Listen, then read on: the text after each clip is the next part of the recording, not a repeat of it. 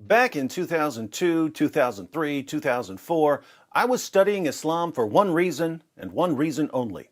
My best friend was a Muslim. After he became a Christian, I thought I was done with Islam. I'd only been studying Islam because my best friend was a Muslim, and now my best friend was no longer a Muslim.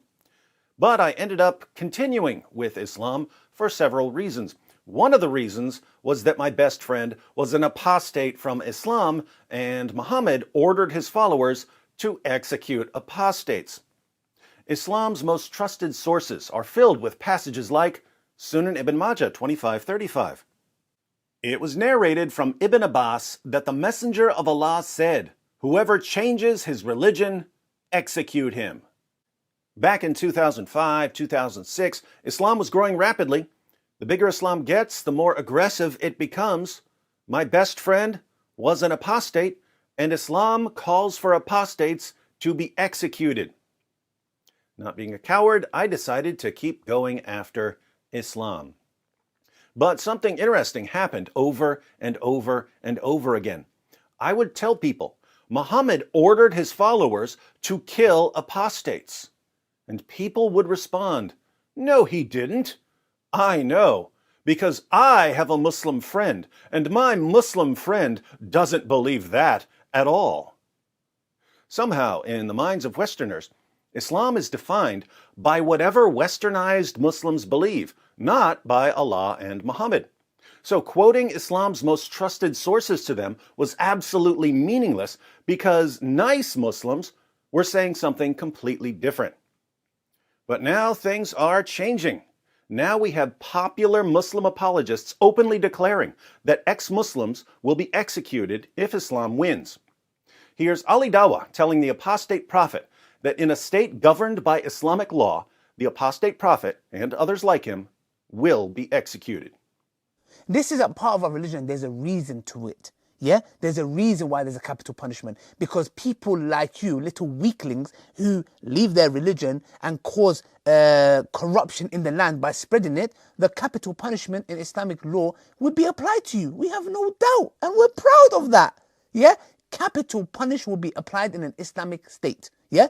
Not individuals going and doing it themselves like idiots. Yeah? No. Under an emir, it is done. Yes. And we, you know what? We'll be watching. So the Dawah team is working tirelessly to spread Islam so that they can establish an Islamic state. And if they ever get what they want, what will happen to people like the apostate prophet and Abdullah Samir and other ex-Muslims? They'll be executed, not by random mobs of Muslims, no. It will be orderly. The Islamic State will execute them for refusing to believe in the most obvious false prophet in history.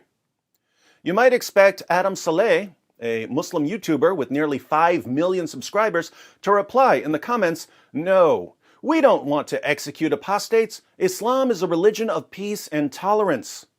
Instead, after watching Ali Dawah publicly proclaim that the goal they're striving towards includes executing apostates, Adam Saleh replied, "Allahu Akbar." Muhammad Hijab agreed, declaring, "This apis apostate makes me sick. Great to see the team humiliate this creature." Now think about this. I say, Islam calls for the killing of apostates. The response comes, "Stop lying. I have a Muslim friend, and I've never once heard her say that she wants apostates to be executed." So I say, guess what? Your Muslim friend is not, has never been, and never will be an authoritative source of Islamic doctrine or practice. Islam's authoritative sources declare that apostates must be killed. And the response comes, "You're just being an Islamophobe." Well, is Ali Dawah an Islamophobe? Because he's publicly proclaiming that he's watching apostates and that when the time comes, apostates will be executed. Notice, if you're an apostate, it's in your best interest to oppose the spread of Islam. But as soon as you oppose the spread of Islam, millions of Westerners are ready to tell you that you're a racist and a bigot and an Islamophobe, as if it's racist and bigoted and Islamophobic to not want to be executed.